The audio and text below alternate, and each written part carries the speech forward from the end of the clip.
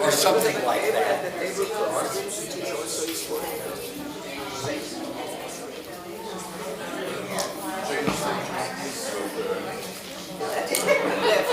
We'll have a tip for you later.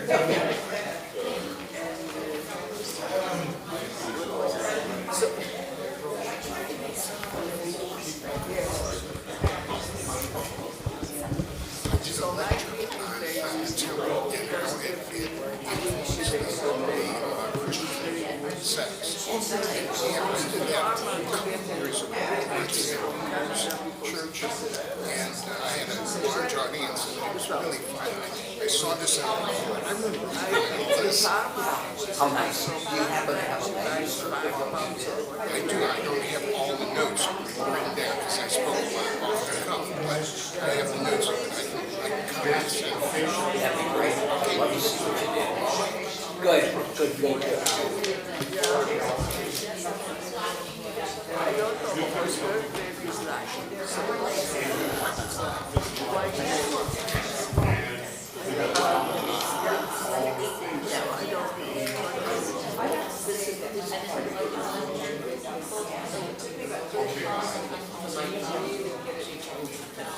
Next time use the non-stick paper. To use what? Next time use the non-stick paper. Oh, is it sticky? Yeah, but it's no biggie. It's funny because I was something stuck here and I wondered what it was.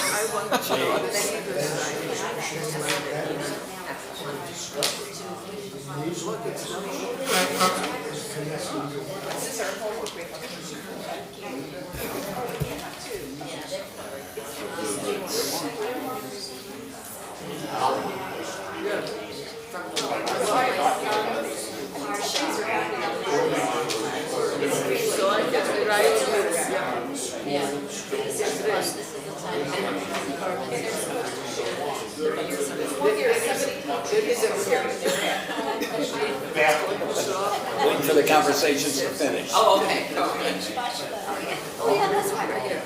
Good morning, everybody. Shabbat Shalom. Welcome to those who are live streaming.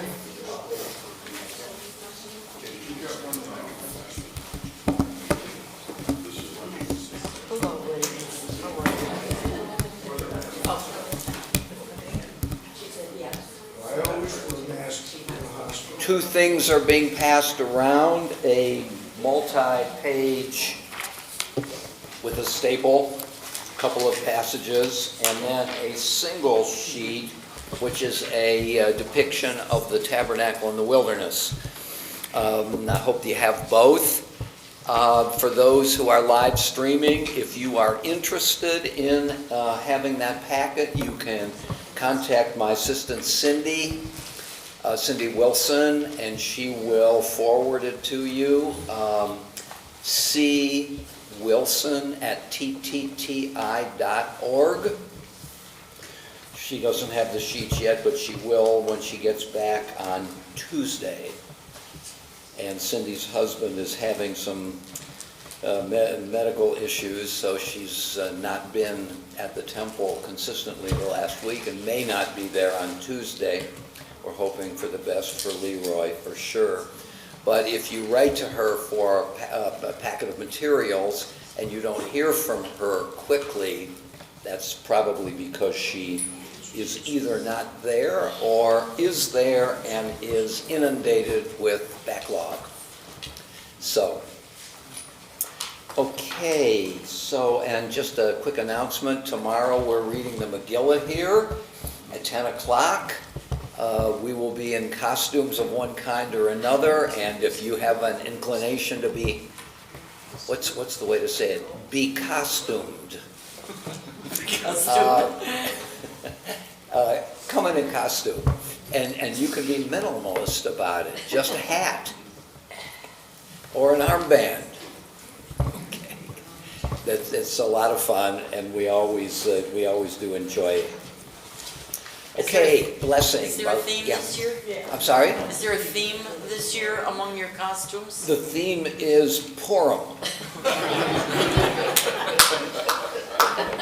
Yeah, I've had to use that ploy throughout my life many times when we're not prepared. Okay, we'll be prepared, but not for that question. Blessing. Baruch atah Adonai Eloheinu melech haolam. Asher kitshanu b'mitzvotav v'tzivanu la'asok b'divrei Torah. We praise you, Lord our God, sovereign of the universe, who sanctifies us through God's commandments, enjoining upon us the obligation to immerse ourselves in words of Torah. Amen. Forgot to mention who participated this morning in the bagels. So live streaming sponsored by Joan and Bob Lustig. Thank you so much, Joan and Bob. Appreciate that. Doris, I think you picked up the bagels. Thank you so much.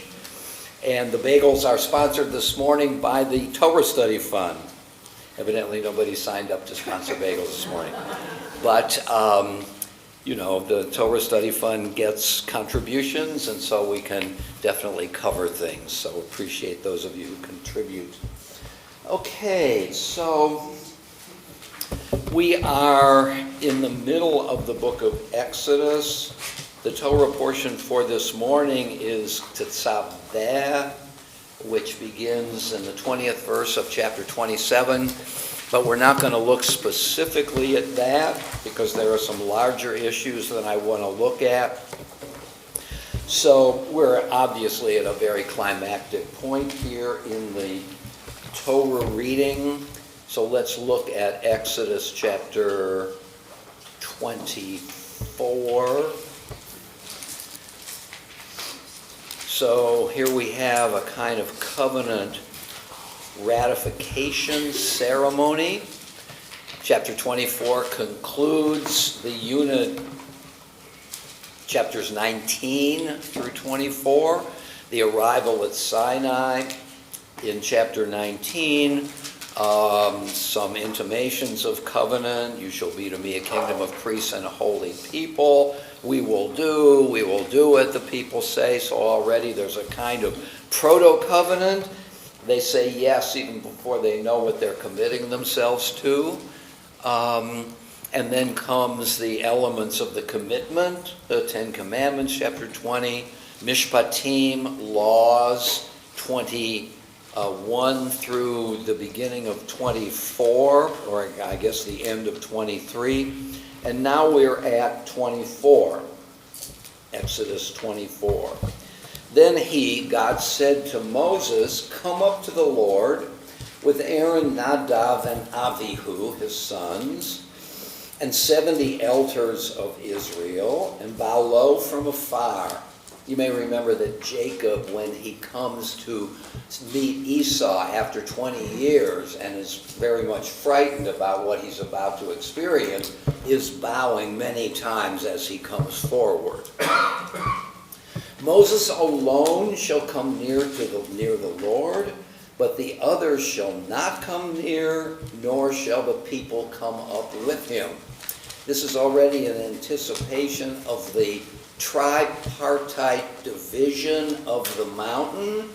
Moses alone shall come near, that's that top division, but the others shall not come near, nor shall the people. That implies a distinction between the others who shall not come near, but evidently higher than the people, and the people shall not come near. Okay? 3 parts of the mountain. I point this out not only because of its inherent worth, but because it's a mirror of the 3 parts of the tabernacle in the wilderness. The Holy of Holies, the holy place, you see it on your sheet, and the outer court. So one of the things we're going to work on this morning, if we have time, is the parallel between Mount Sinai and the tabernacle. Okay? Verse 3. Moses went and repeated to the people all the commands of the Lord and all the rules, and all the people answered with one voice, saying, all the things that the Lord has commanded, we will do. Na'aseh, we will do them. Moses then wrote down all the commands of the Lord. It's worth repeating what we mentioned last week, that this is one of the beginnings of the creation of the canon, the written canon. We already saw back in chapter 17 of Genesis, write down about what the Amalekites did to you. Okay? And remember them forever. So there are intimations that we're on our way to something written down. Early in the morning, he set up an altar at the foot of the mountain with 12 pillars for the 12 tribes of Israel. He designated some young men among the Israelites, and they offered burnt offerings, sacrificed bulls as offerings of well-being to the Lord. Moses took one part of the blood and put it in basins, and the other part of the blood he dashed against the altar. Then he took the record of the covenant and read it aloud to the people. And they all answered, all that the Lord has spoken, we will faithfully do. So now they know what it is to what they are committing themselves. Moses took the blood and dashed it on the people. So there are 2 dashings, one on the altar and one on the people. And said, this is the blood of the covenant that the Lord now makes with you concerning these commands. So I want to read a brief discussion of this in Sarna's commentary on the book of Exodus. This is one of 5 volumes of the Torah in the Jewish Publication Society series. Okay, so here's what Sarna says. The blood of the olah, the burnt offering, and the shlamim, the peace offerings, the whole offerings, was always collected and dashed against the sides of the altar. In the present ceremony, Moses performs this standard ritual with only half the blood. He stored the other half in the basins for later sprinkling on the people. The 2 parts were for the 2 parties of the covenant, God and Israel respectively. The significance of the sprinkling of the blood is never explained. However, the prevailing notion in Israel was that the blood, the vital bodily fluid, constituted the life force. As such, like life itself, it belonged to God alone. For that reason, its consumption by humans is strictly forbidden, and the blood of sacrifices is dashed on the altar. The use of blood in a covenant is found nowhere else in the Bible. The ordination of Aaron as high priest, as related in Leviticus chapter 8, involved dabbing the blood of the sacrificial lamb of ordination on parts of his body and the altar. It is likely that in both these ceremonies, covenant here in our chapter and ordination of the priests, the blood functions mysteriously to cement the bond between the involved parties. In other words, the use of blood to ratifying the covenant. Through God's sharing, as it were, of the vital fluid with Israel or with Aaron, the life of the recipient is thought to take on a new dimension and to be elevated to a higher level of intimate relationship with the deity. That's very nice. It's the creation of status, and it's done through the vital life force. Okay? So now I also want to read what Robert Alter has to say about this. Jackie? Yes, could this be the reason that, because blood is vital, could this be the reason that we are not allowed to eat any meat that has blood running through it? So strict kashrut drains Yes. the blood. I don't know the answer to that question, but I think the answer is yes. Yeah, I just don't know enough about it in terms of kashrut.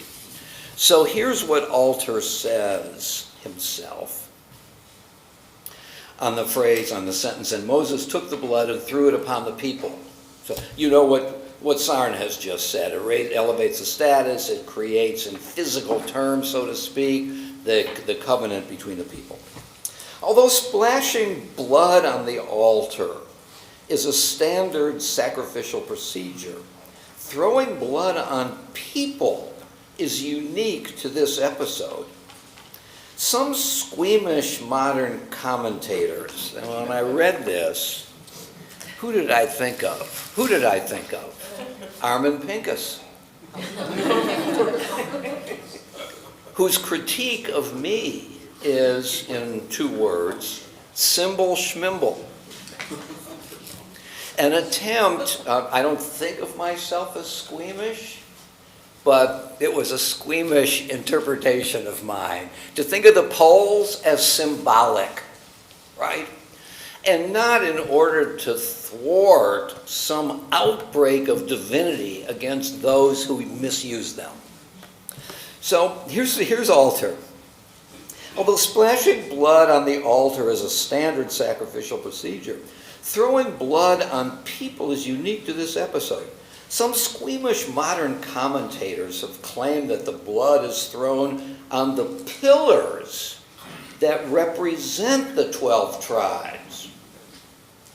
But such a notion surely undercuts, and now here I think is the interesting point, but such a notion surely undercuts the primal archaic power of the rite. That is an important point, isn't it? I mean, I don't know how exactly to say it. Let me say it this way. Since the Enlightenment, at least, we are a little bit concerned about some of these primal rites. And if we want to fashion our religion, whatever it is, in accordance with the canons of rationality and intelligibility to others, we're not just involved in these primal rites which can't be explained that deal with blood. How are we going to enter modern society with this atavistic notion of our religion? So an attempt to rationalize in both senses, to make it in accordance with reason and to explain it away, so to speak. Okay, so Alter does not cite Armin Pincus, but this is Pincus's view. isn't it? And it's a powerful view. Surely some squeamish modern commentators have claimed that the blood is thrown on the pillars that represent the 12 tribes, but such a notion surely undercuts the primal archaic power of the rite. Addressing, and there's one more thing to say about this. I mean, our view of God is often, God is moral, God is just, God stands for justice. So when we see the outbreak of divine power that seems incompatible with God's, let's call it, higher nature, we're very worried about it. And here I think what Alter is alerting us to is there's something about holiness that is also dangerous, and that also beggars our attempt to rationalize it. And it's worth acknowledging that, even if we are still going to try to see it in more rational terms, that the Torah doesn't seem to be interested in what might be compelling to us.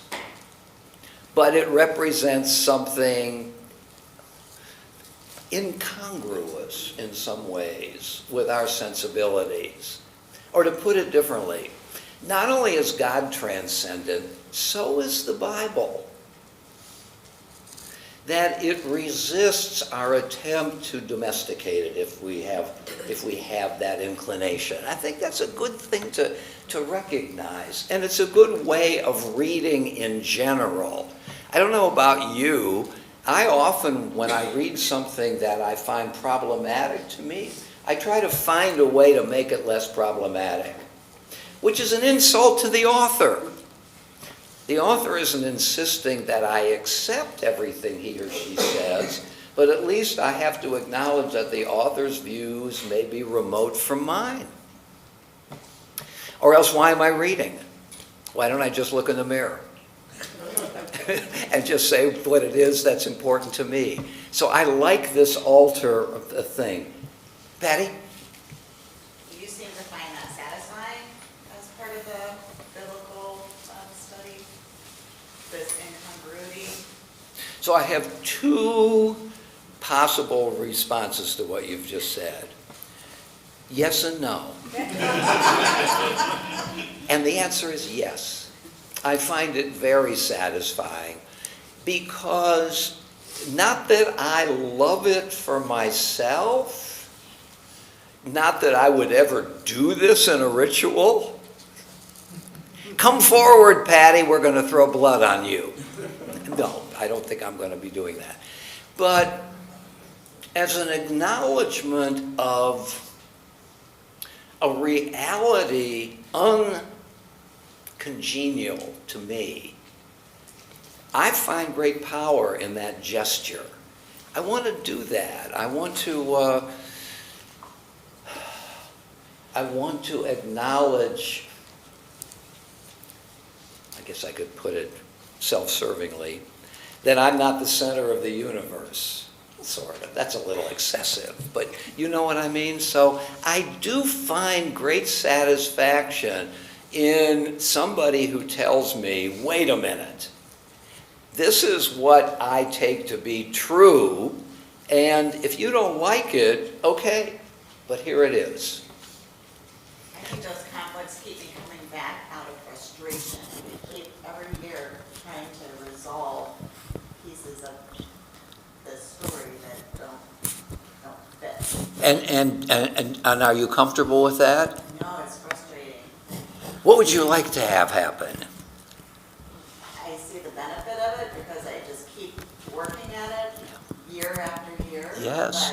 But it would be more satisfying to me to kind of resolve those, to find the way through the narrative that makes sense.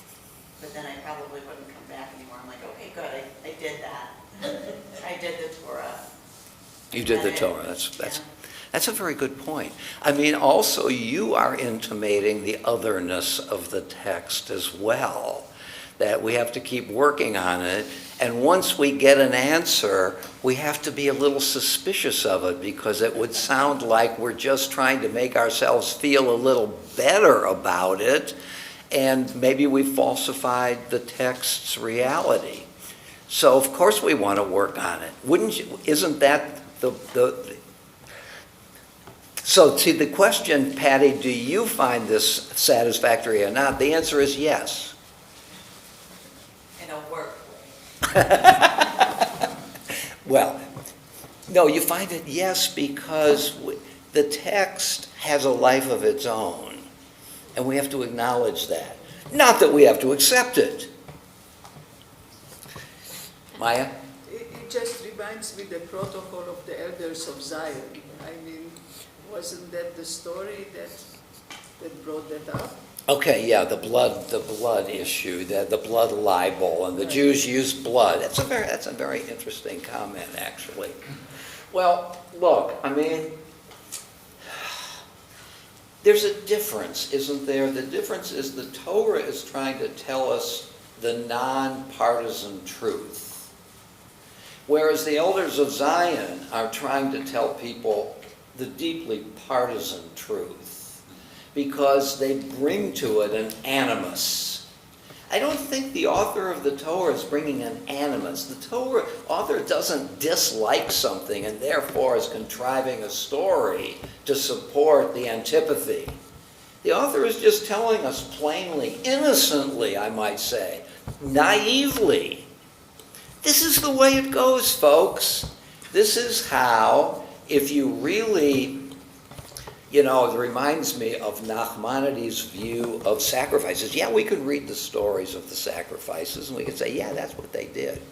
That's different from doing the sacrifices. That's what the sacrifices are all about. In terms of the text itself, you shall love the Lord your God with all your heart, with all your soul, with all your might. Yes, boy. And now that I've read it, gosh, I'm feeling very good. I haven't yet loved the Lord with all my heart, with all my soul, with all my might. I've just read it.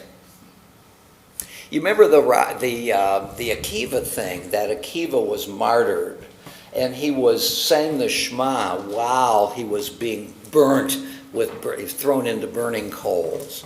And his disciples said to him, to this degree? When the Romans are consuming your flesh in the marketplace, you're still saying the Shema? And Akiva says, all my life I wanted to figure out what the meaning of and with all your might. You shall love the Lord with all your heart, with all your soul, and with all your might. And now at last I have a chance to do that. So, you know, with all your heart, with all your soul, with all your might. Hey, boy, now I'm feeling real good. Well, it's different, the reading of it and the doing of it, which is horrifying to us. But I think Akiva is making an interesting point in two ways. One, just what do the words command of us ultimately? And how are we doing along the continuum of following that idea? Now, we don't have to do what Akiva did, but are we just mouthing the words and feeling good about it? It's an interesting challenge. Let me go back to, Benna, you had a question. Yeah, no, I just comment whether this is a substitute for human sacrifice. Right. You think you see that in the text itself? Well, blood, it's not human blood, but it's a sacrifice, and it takes on the same kind of... I don't see a substitutionist idea here, but we might draw from the binding of Isaac that Abraham was commanded to sacrifice Isaac, and then God at the last minute showed him a ram. That might seem like a substitutionist idea, but that, notice, is only a narrative. It's not It's not trying to draw a norm. So it's a thin reed on which to base a big idea. And I don't know if I see that idea. Yeah. I mean, even the suffering servant in Isaiah, second Isaiah, it's the suffering servant is serving, it's the people, at least according to Jewish understanding.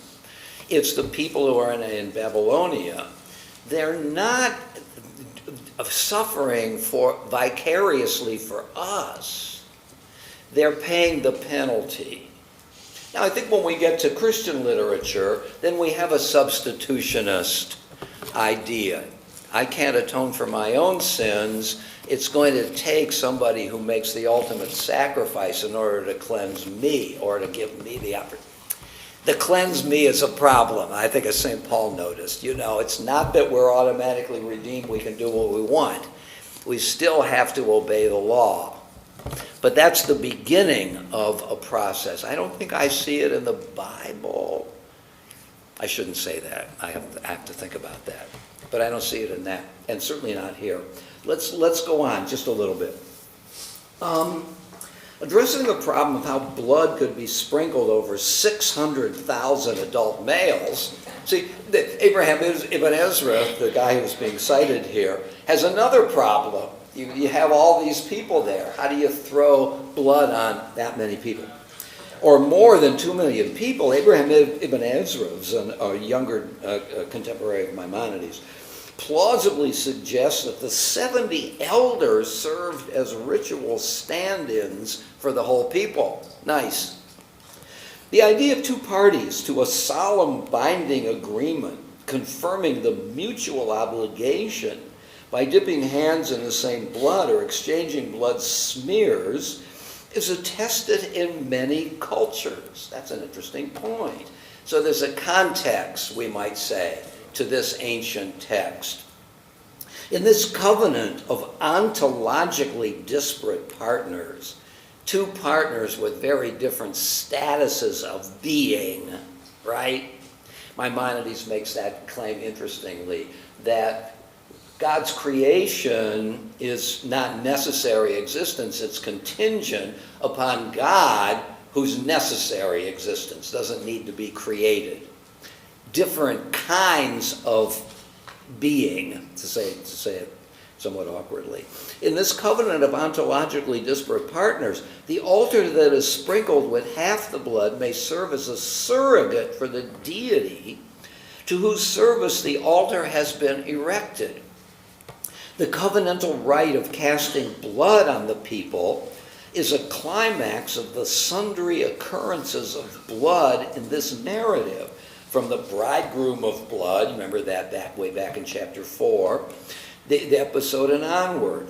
The blood of circumcision itself, a covenantal act that deflected the threat of death to Moses or his child in that particular episode, and the blood of the lamb that warded off the destroyer in Egypt reappear here as the blood of the sacrifice that confirms Israel's everlasting bond with God. Very interesting discussion, isn't it, about this particular covenantal moment. Okay, so let's go on. So verse 6 again of chapter 24. Moses took one part of the blood and put it in the basins, the other part of the blood he dashed against the altar. Then he took the record of the covenant, read aloud the people, and they said, "Oh, Lord has spoken, we will faithfully do." Moses took the blood, dashed it on the people, and said, in other words, the author of the Torah means it, dashed it on the people, not the pillars or whatever. And said, "This is the blood of the covenant that the Lord now makes with you concerning all these commands."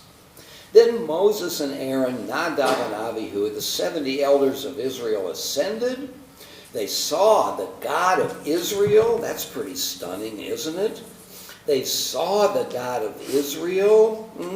Vayiru et Elohei Yisrael. Under his feet. Yike. Feet.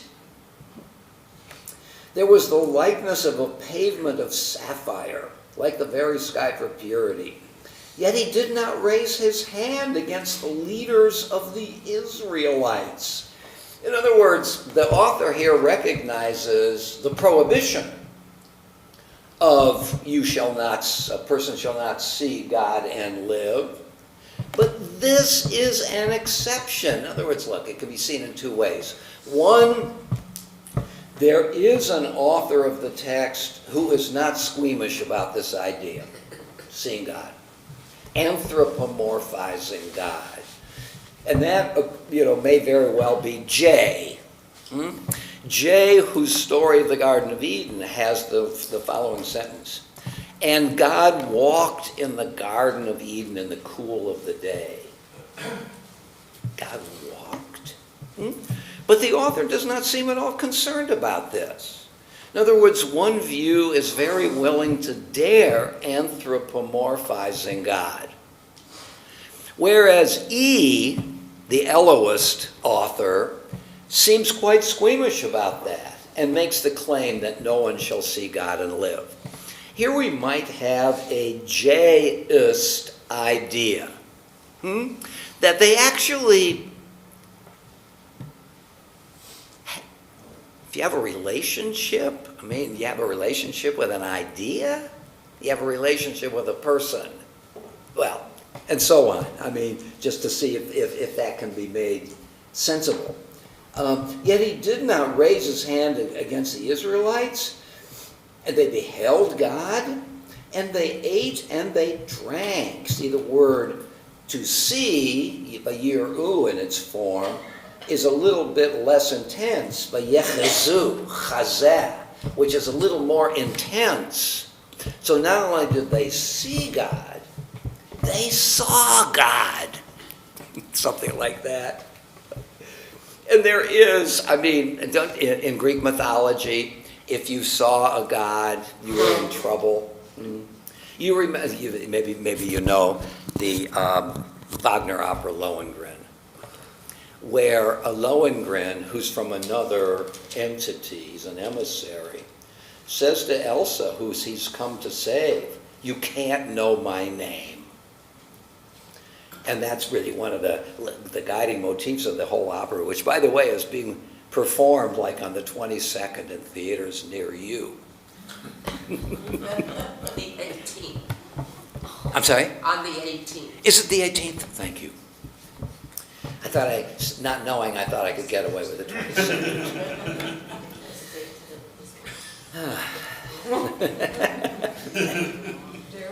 Yet, okay, so this whole notion of not seeing a divinity seems to be an idea that transcends particular ethnic boundaries. Okay. Verse 12. And they ate and they drank. They beheld God and they ate and they drank. Harold Bloom says they had a picnic with God at the top of the mountain. The Lord said to Moses, "Come up to me on the mountain and wait there. I'll give you the stone tablets with the teachings and the commandments which I have inscribed to instruct them." So Moses is in attendance. Joshua rose and Moses ascended the mountain of God. To the elders he said, "Wait here for us until we return to you." In other words, they're halfway up the mountain but can't come further. "You have Aaron and Hur with you. Let anyone who has a legal matter approach them." When Moses ascended the mountain, the cloud covered the mountain. The presence of the Lord abode on Mount Sinai, and the cloud hid it for 6 days. On the 7th day, he called to Moses from the midst of the cloud. Now the presence of the Lord appeared in the sight of the Israelites as a consuming fire on the top of the mountain. So there's kind of E again. Not God directly, but God indirectly. Moses went inside the cloud and ascended the mountain, and Moses remained there on the mountain 40 days and 40 nights. Okay, the climactic moment of this unit of 19 through 24. And if we turn the page quickly, we come to the next topic, the building of the Mishkan in the wilderness. So this is a clear end of a unit, and it leads to another topic altogether. Maida? Is there some relationship or importance to the number 40? Because Moses stayed on the mountaintop for 40 days and 40 nights, and the Israelites stayed in The desert. this area for 40 years. And is there a 40 that means something specific? It's an interesting question. I mean, it's very common number. That's implicit in your comment. I don't know. It's 5 times 10. 10, of course, is an important number. 5 is half. 4 times 10. I'm sorry? 4 times 10. 4 times 10, that's true. 5 times 10. Can't see God and live, I can handle that, but not 40. 4 times 10, yeah. The flood. The flood, 40 days and 40 Yeah, nights. 40s. It's pretty, I think Elijah was in the wilderness for 40 days, and so on. Seems to be a magic number, like 70, but I don't know exactly why. 10, 7. I had read that someplace that 40 just symbolized a large number. It was a long time. Yeah, but, right, that's true, but the question is why? Yeah. Why is it 40 and not 50, 39, and Or so on? 36. Or 36, Sid? All I was going to say is, this seems more universal, because think about what we're doing right now. In Christianity, Ash Wednesday to Easter, 40 days. Okay, okay, okay. So what you're pointing to is the frequent use of that interval. Isn't that also true of the Omer?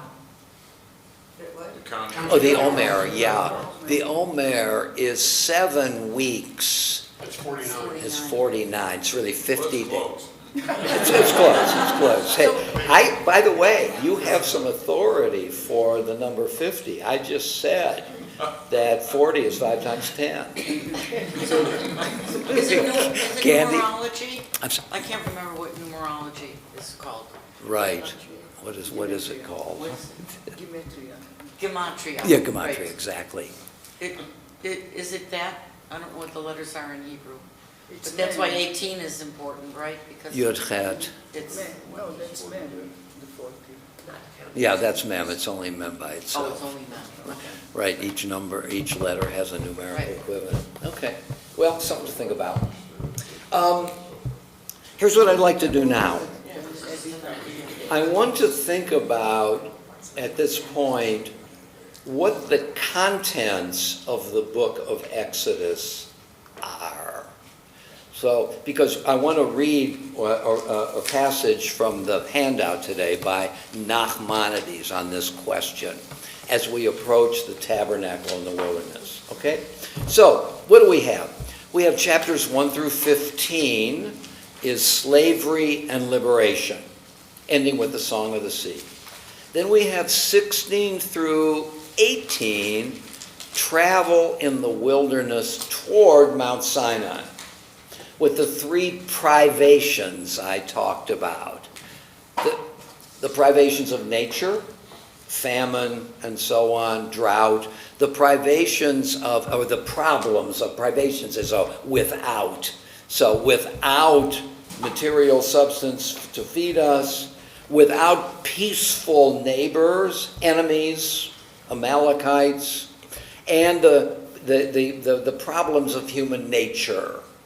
We complain very, very quickly and often, okay? So in a way, that's a dose of realism after 1 through 15, right? Slavery, freedom, thank you, problems. 19 through 24, Mount Sinai. Arrival, commandments, climax in chapter 24. Then we have 25 through 31, the instructions for the building of the tabernacle, which ends with Shabbat. Then 32 through 34 is the golden calf and its aftermath. Then we have 35 through 40 chapters in the book of Exodus, which is the repetition of 25 through 31 in the sense that chapters 25 through 31 give us the instructions for the building of the tabernacle, ending with Shabbat.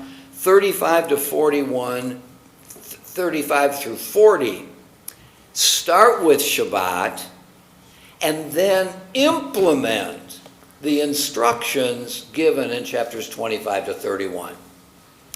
Those are the units of the book of Exodus. Notice we have an interesting chiastic structure, 25 through 40, of the form A, B, C, B, A. That's a chiastic structure. A at the beginning of the end, B, C alone. A is the building of the tabernacle. Instructions at the end, doing it. B is Shabbat. The instructions for the building of the tabernacle end with Shabbat. And in chapter 35, with the implementation of the instructions, begins with Shabbat. Tabernacle, Shabbat, golden calf. C is golden calf.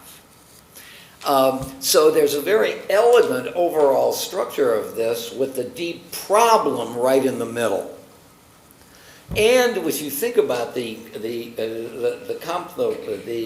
relationship of space and time, building the tabernacle deals with space, something in space, place, whereas Shabbat deals with time. So let's do the ABC again. Space, A, instructions, implementation. B, Shabbat. C, the golden calf.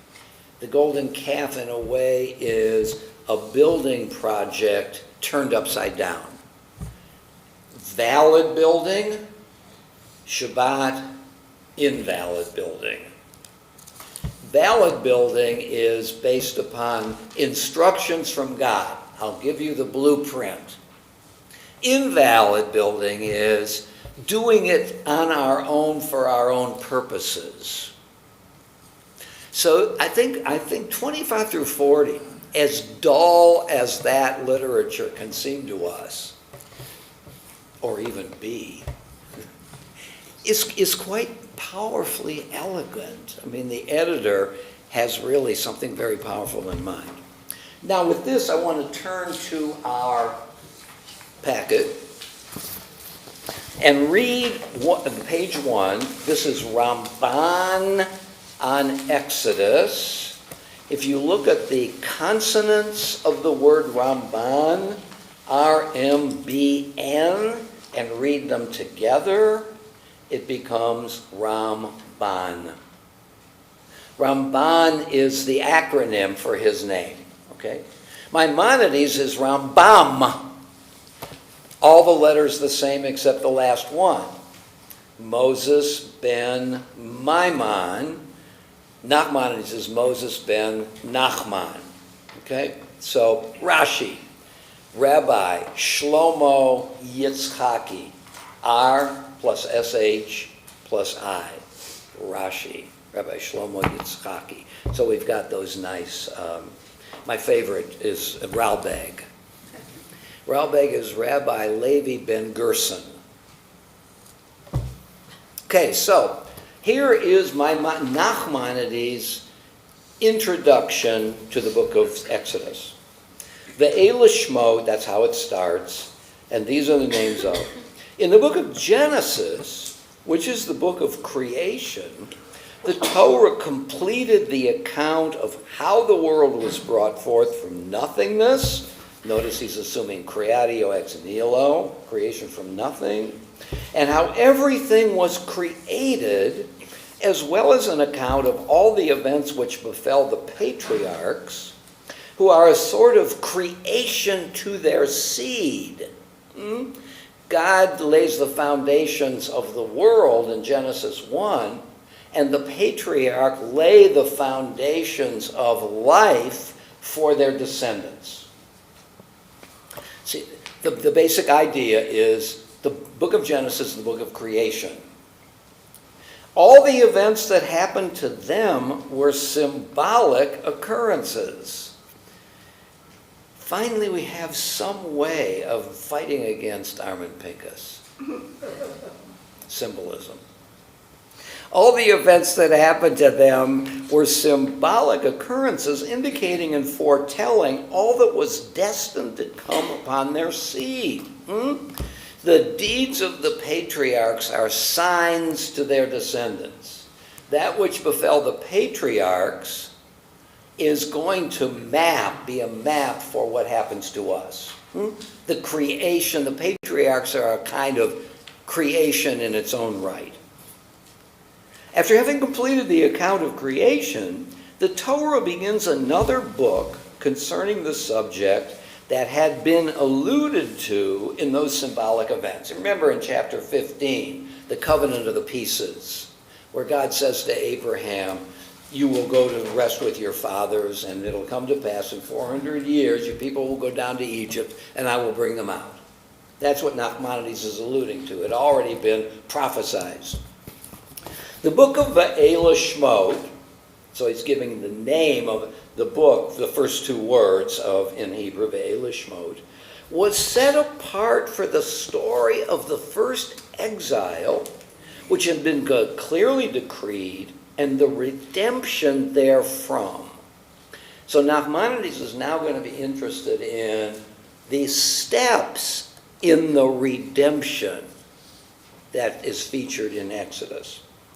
This is why he, capital H, that's God, reverted and began this second book of the Torah with the names of those persons who went down to Egypt and mentioned their total number, although this had already been written. We'd already gotten the genealogy at the end of Genesis of Jacob's sons. Said again, because those are the people now who are going to be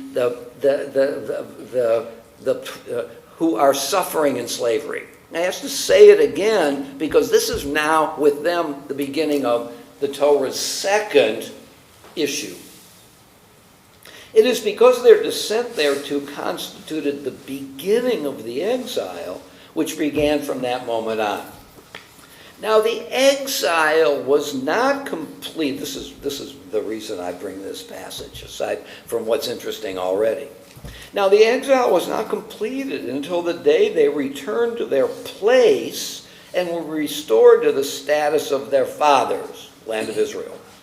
When they left Egypt, even though they came forth from the house of bondage, they were still considered exiles because they were in a land that is not theirs, entangled in the desert. When they came to Mount Sinai and made the tabernacle, and the Holy One, blessed be He, caused His divine presence to dwell again among them, they returned to the status of their fathers when the counsel of God was upon their tents. And they were those who constituted the chariot of the Holy One. Then they were considered redeemed. It is for this reason that this second book of the Torah is concluded with the consummation of the building of the tabernacle and the glory of the eternal filling it always. That's how the book of Exodus ends. So for Nachmanides, when does the redemption of the people from bondage end? When is it consummated? Not end. When is redemption consummated? I'm sorry? With the building of the tabernacle. No, when they get to their own land. When they get to their own land, for sure. But in the book of Exodus, it's the building and the deployment of the tabernacle. Because in a way, God is in exile. I'll say it and then I'll take it back, sort of. God is in exile. He's not with God's people. And the people are in exile in a spiritual way because God does not yet dwell among them. So you do have the physical redemption from Egypt. You have the social redemption from Egypt with the giving of laws. Now we can create a community. But that's not the full redemption. The full redemption is the coming back into a kind of unity between the people and God. And so that's why, I think what he's trying to explain here is why does the Torah give 3/8 of its attention. There are 40 chapters in Exodus.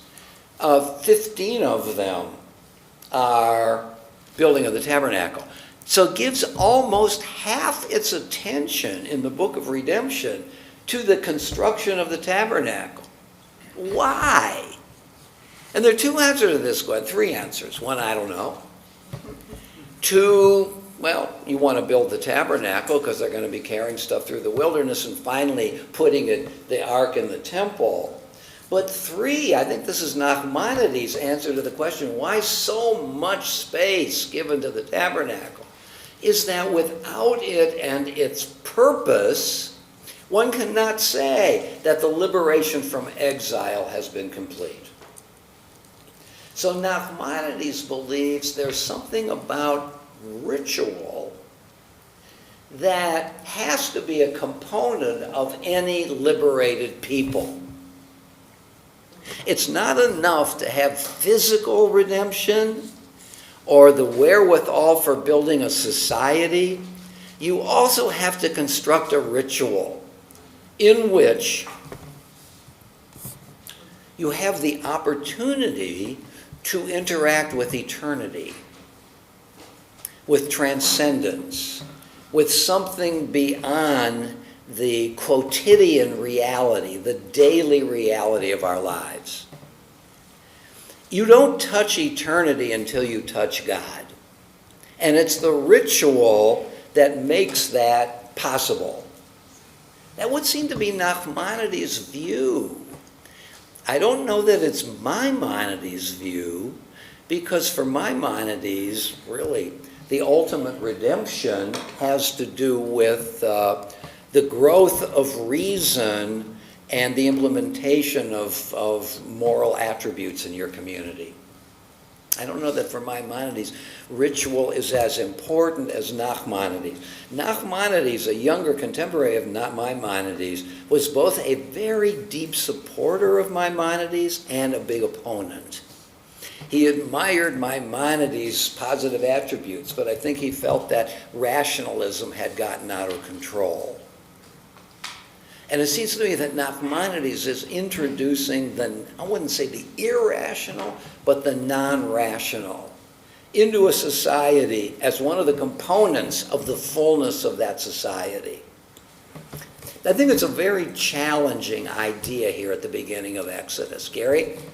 Isn't it so that God led the people as they made their trek to Mount Sinai? Yes. And so God was present. God was Present. present. But God needed a physical place to reside. Isn't that what the tabernacle is about? A physical, for God's presence. Yes. It predates the first synagogue, the first temple.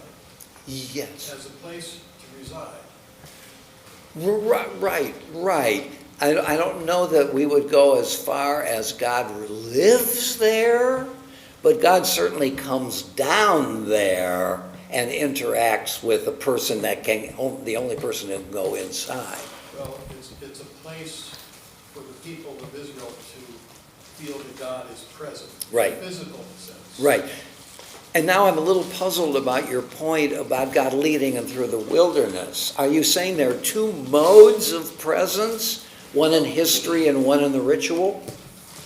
Well, the ritual is the mechanism.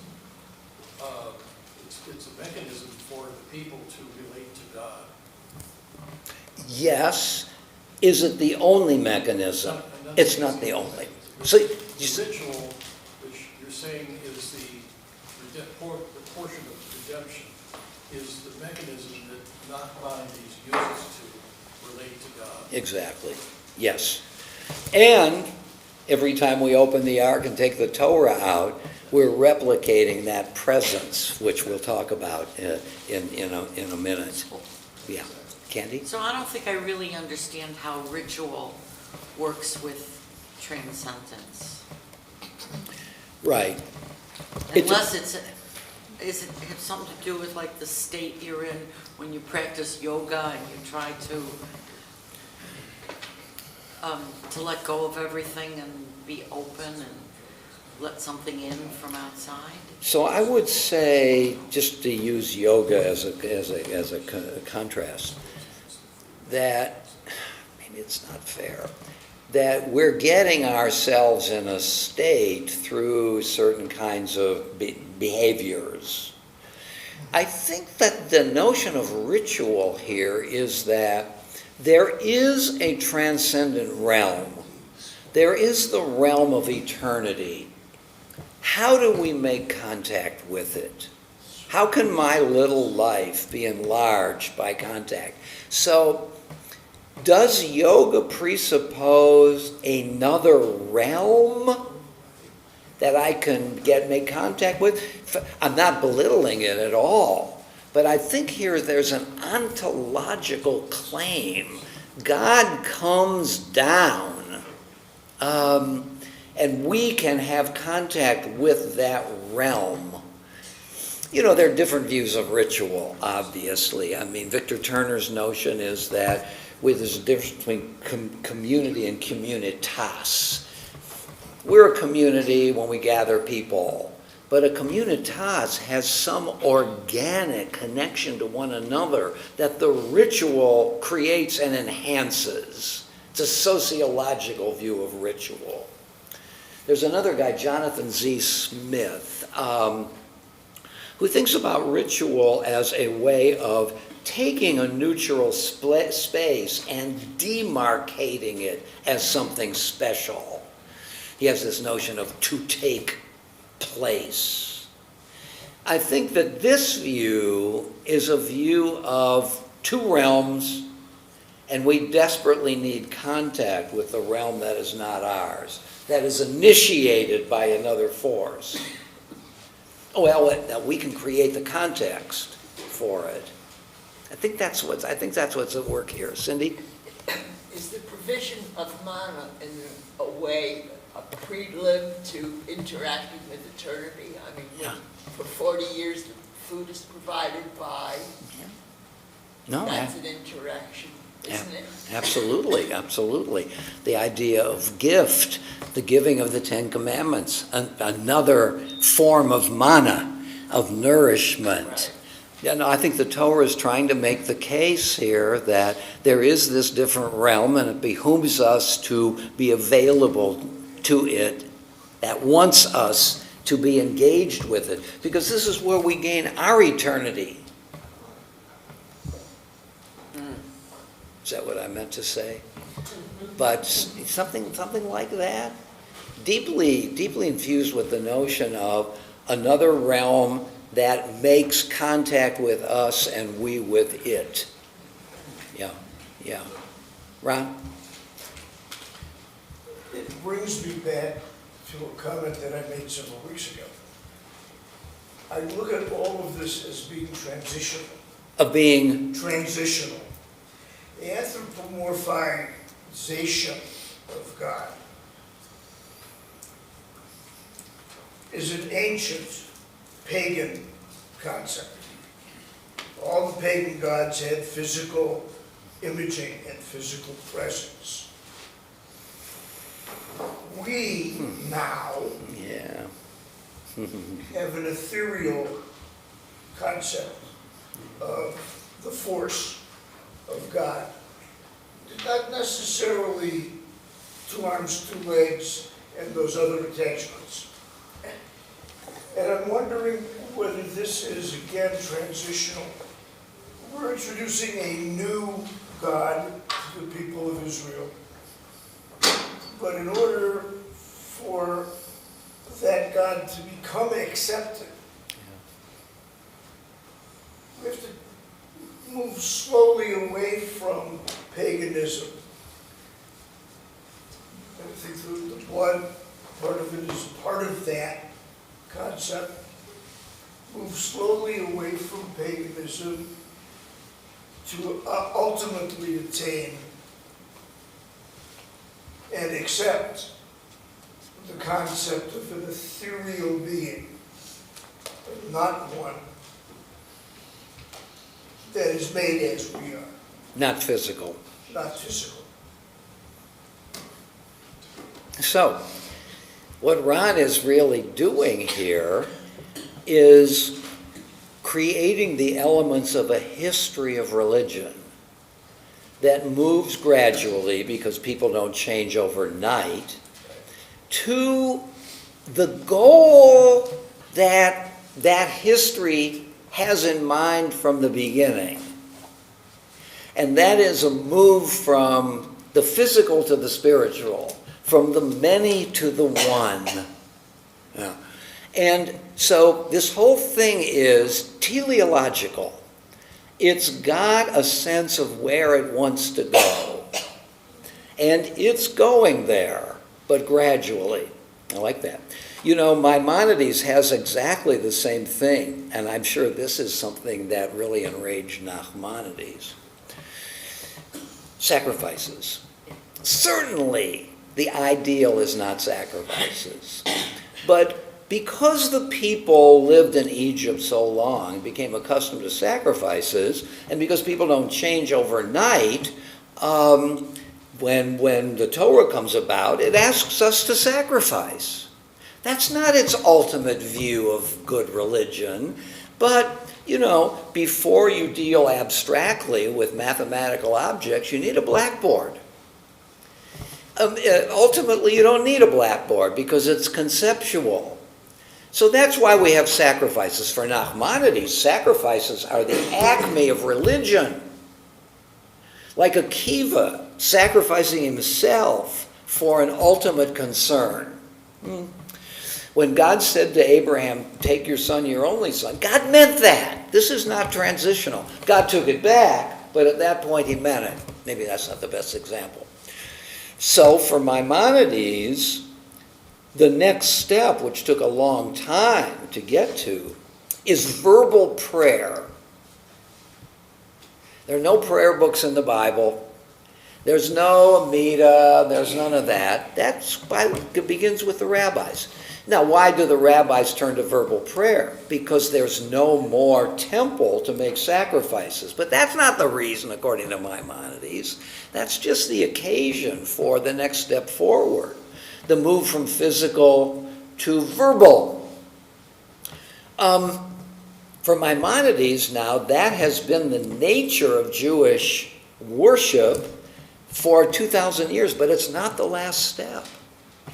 Because the problem with verbal prayer is you can't say everything that needs to be said.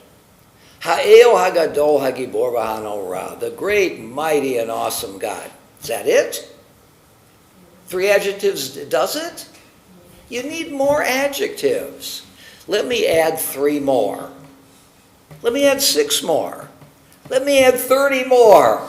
Why don't we spend the first hour, Ha'el hagadol hagibor v'hanoreh, great, mighty, and awesome God, and we'll list the next 1,000 attributes which we have to move toward, because God cannot be contained in 3. Just 1,000? Just 10,000? Prayer can never get to it. It's a concession to human need. The ultimate step in this history is silence. Silence is praise to you. I'm not even trying to account for God's glory.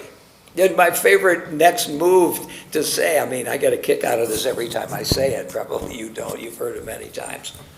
Yom Kippur morning. Starts at 9:30. We're going till noon. We're going to 12:15. Verbal prayer. Come on, that's not the ultimate. The ultimate is silence. So I come out at 9:30 and I say, we're going to be here till 12:15. Go at it. And I sit down.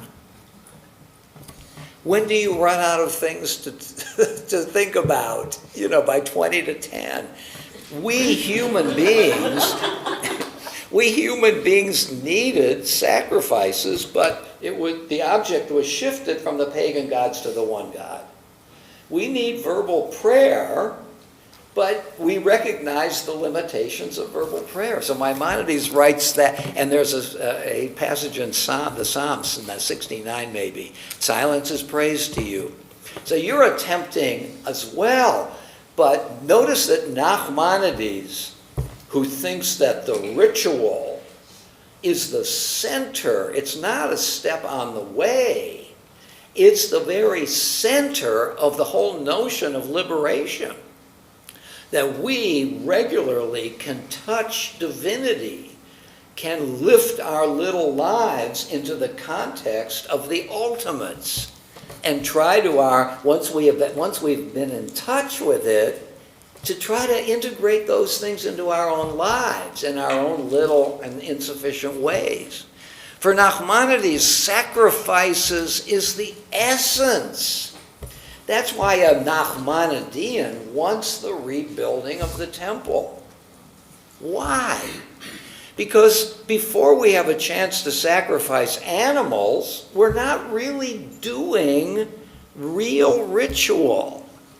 Verbal prayer is just second best until we can storm the Temple Mount, kill all of those Palestinians, and rebuild the temple, which would be the beginning of World War III, wouldn't it, if it happened? But so Nachmanides doesn't like the evolution. It wouldn't like yours. It wouldn't like Maimonides. This is the height of it. It's so fascinating. Well, I have to tell you, in my own defense, that my talus is tied in the manner of Rambam. Tzitzis on my talus. Rambam? Yeah. Maimonides. Maimonides. Why do you say that? Well, to defend myself. I am a Maimonidean. Oh, I see what you're saying, yeah. Oh, you don't need any defense. That was very lovely, really. And the nice thing about an evolutionary historical view is those things that are problematic to us, we can say, are not the ultimate, but it's a concession to human nature, which is also important. All right, so let's go back a little bit. So let's look now at chapter 25. Now that we've seen Nachmanides' view of that these chapters are essential, as boring as the details might be. So the Lord spoke to Moses, saying, "Tell the Israelite people to bring me gifts. You shall accept gifts for me from every person whose heart so moves him. And these are the gifts that you shall accept from them: gold, silver, copper, blue, purple, crimson yarn, fine linen, goat's hairs, and so on, lapis lazuli, the setting for the ephod and for the breastplate." This is Aaron's stuff. "And let them make me a sanctuary that I may dwell among them." We talked about this last week. Not that I can dwell in that space, but I can dwell among the people. "Exactly as I show you, a church, a synagogue, is for the gathering of the people. It's not for the celebration of the place. Exactly as I show you the pattern of the tabernacle." That is normative building. You've got the blueprint. It comes from the right place.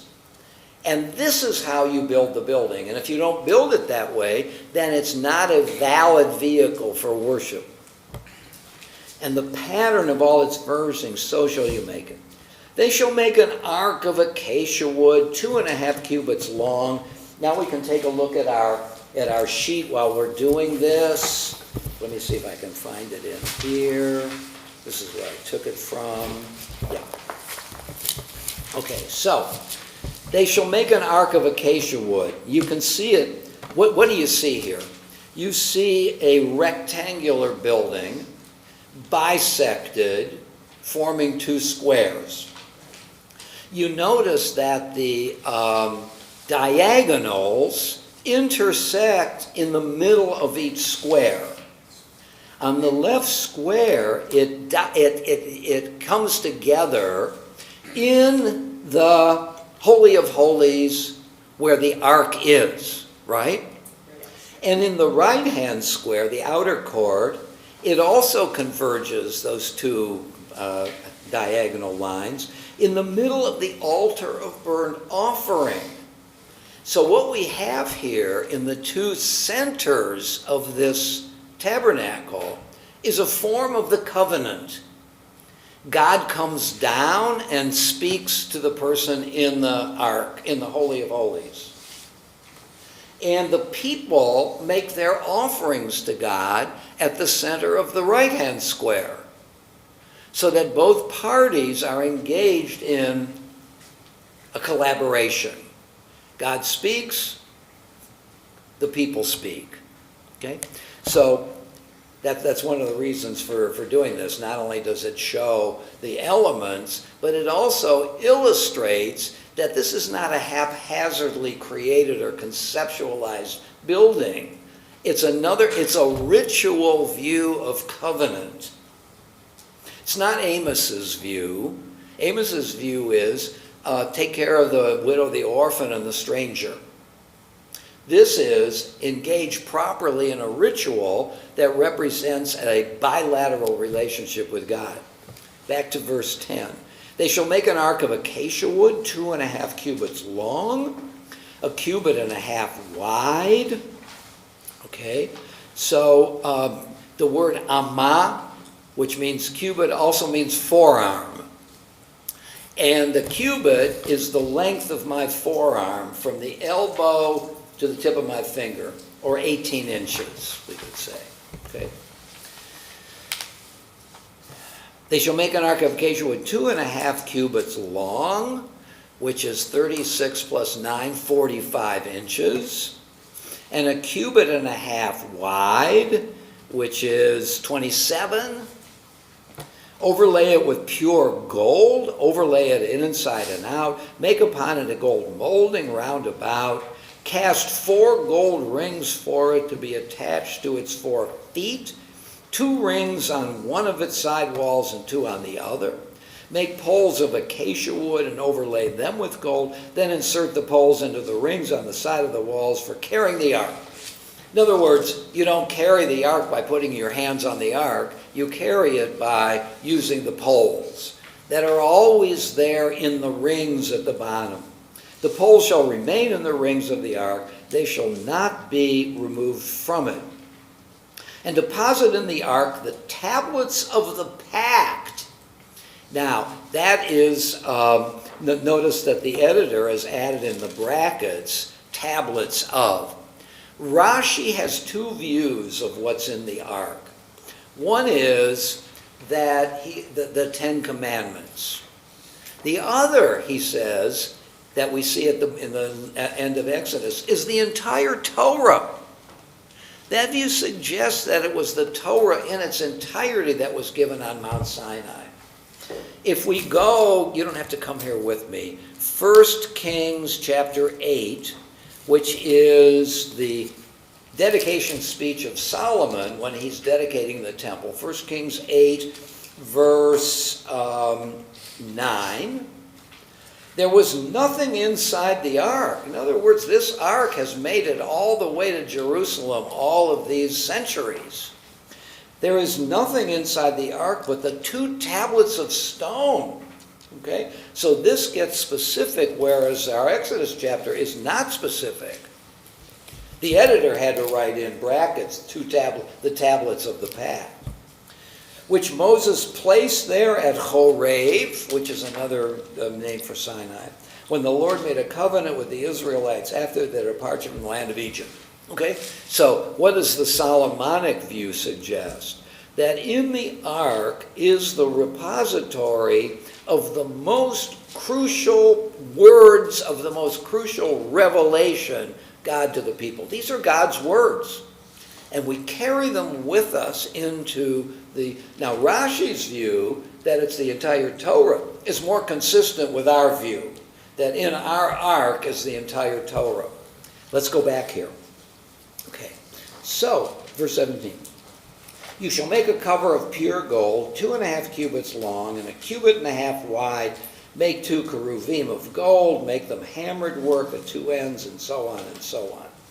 But The so on and so on stuff is also crucial, but I want to get to something else, just by way of anticipation.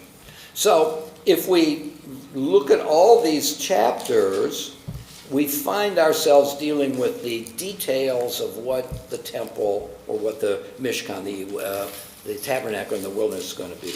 When we get to chapter 32, we have the next unit, and that is the golden calf. Now, there's a controversy between Nachmanides and Rashi about the proper order of the chapters of the Bible. So let's look back at our text again and go to page 2. And this is Rashi on Exodus 31:18. Right, the last verse before the golden calf stuff. Here's what Rashi says. You see it? Second page. And he gave unto Moses. Now Rashi says there's no earlier or later, no chronological order in the events related to the Torah. We've seen this before. Rashi picks up a motif of the rabbis, he's not making this up, that don't be beguiled by the chronological order. It's there for a purpose, but don't think that this is the way the events took place. So Rashi is really, I think, intimating that issues of space and time, history, is not ultimate. There's a very famous scholar of ritual, Mircea Eliade. Some of you may know Eliade, who was very interested in the sacred and the profane, myth and ritual and so on. And here's what Eliade says, that our concern with history is the second fall of humankind.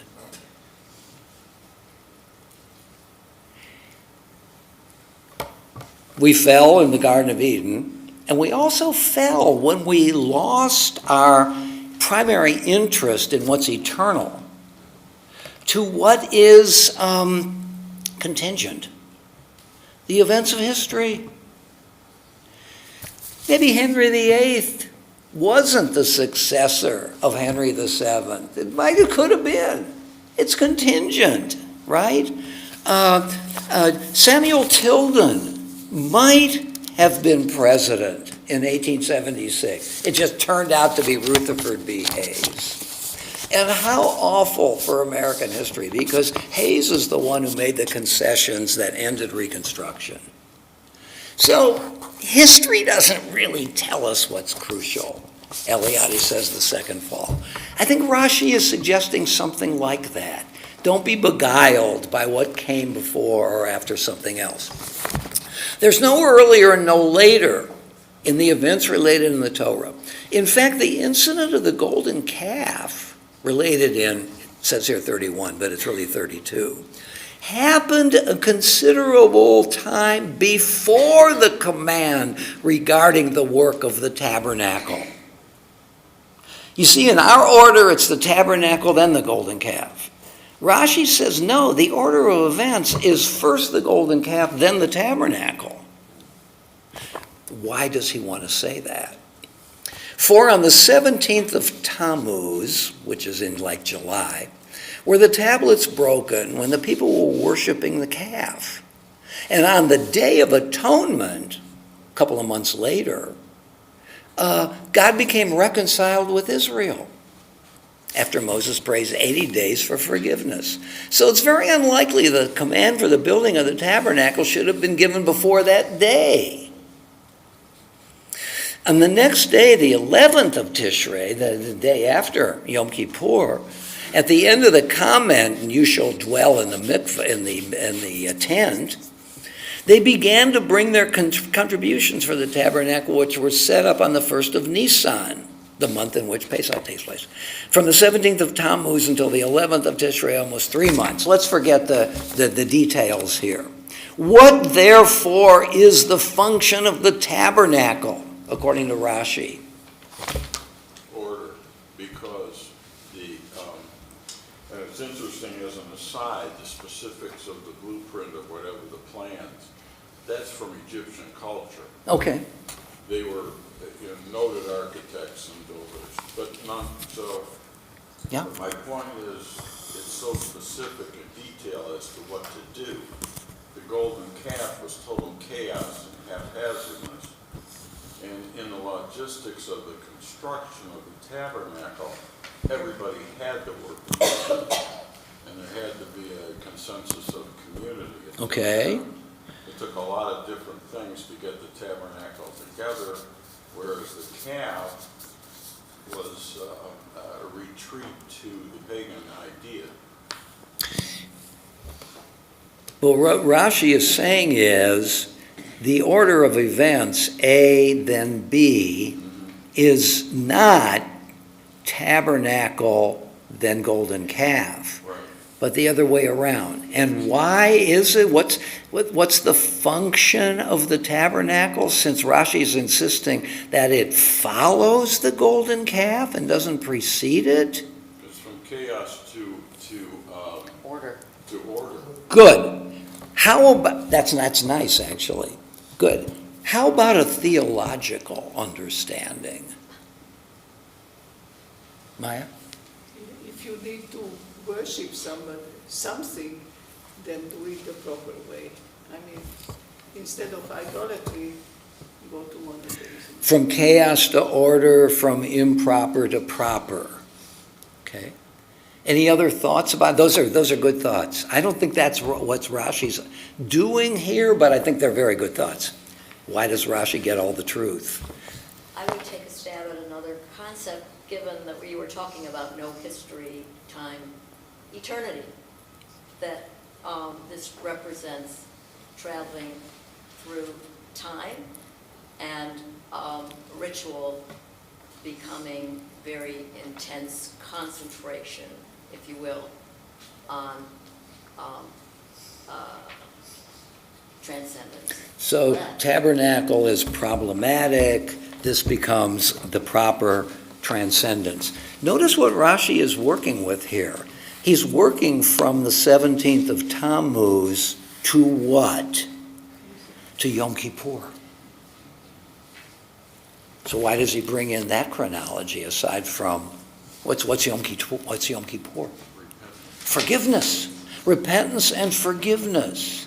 The tabernacle is to be placed after the golden calf because the tabernacle represents, after the sin of the golden calf, the possibility of repentance and forgiveness. The tabernacle, in its proper order, merely follows all the laws. For Rashi and the rabbis, the tabernacle is the place where I can find reconciliation and peace. But it can only be dramatized here if I have first sinned. And to put it after is to show the real reason for, chronology aside, historical chronology aside. Let's take a look at Nachmanides here. Our time is certainly fleeing. Now that God had told Israel face to face the Ten Commandments, and had further commanded them through Moses some of the precepts which are like general principles of the individual commandments, the same way in which the rabbis dealt with strangers who converted. That's interesting in itself, but let's go on. And now that so in other words, now that all these laws have been given in 20 through 24, and now that the Israelites accepted upon themselves to do all that he would command through Moses and made a covenant with them, this is chapter 24, reestablishing the covenant, from now on they are his people and he is their God. Something very